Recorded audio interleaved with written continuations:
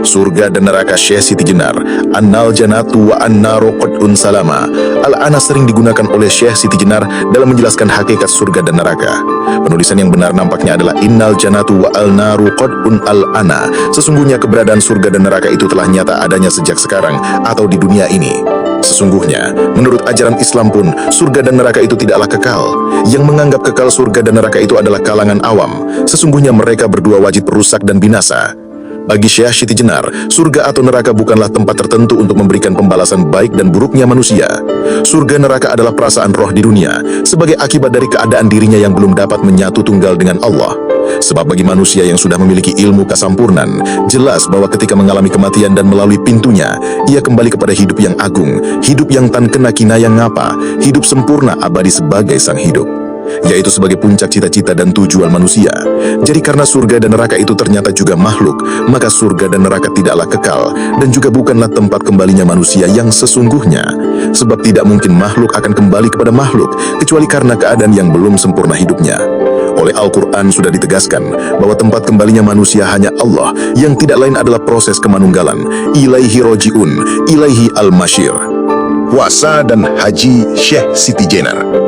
Syahadat, solat, dan puasa itu sesuatu yang tidak diinginkan, jadi tidak perlu.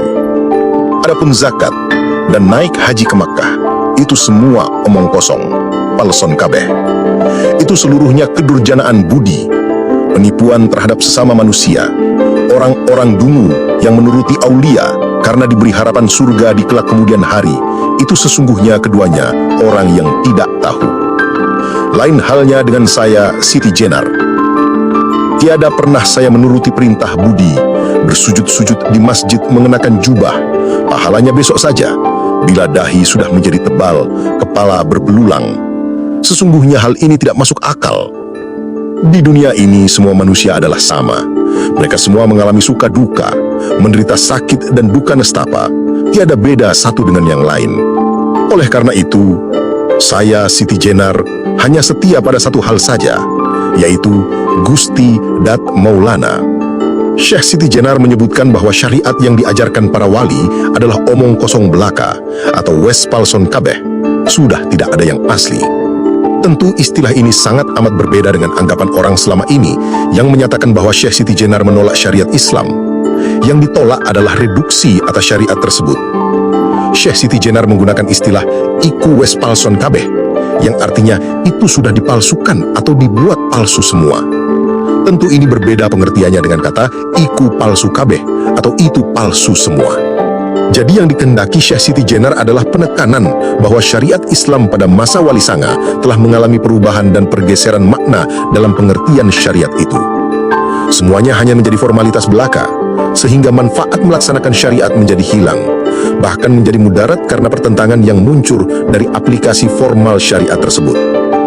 Bagi Syekh Siti Jenar, syariat bukan hanya pengakuan dan pelaksanaan, namun berupa penyaksian atau kesaksian.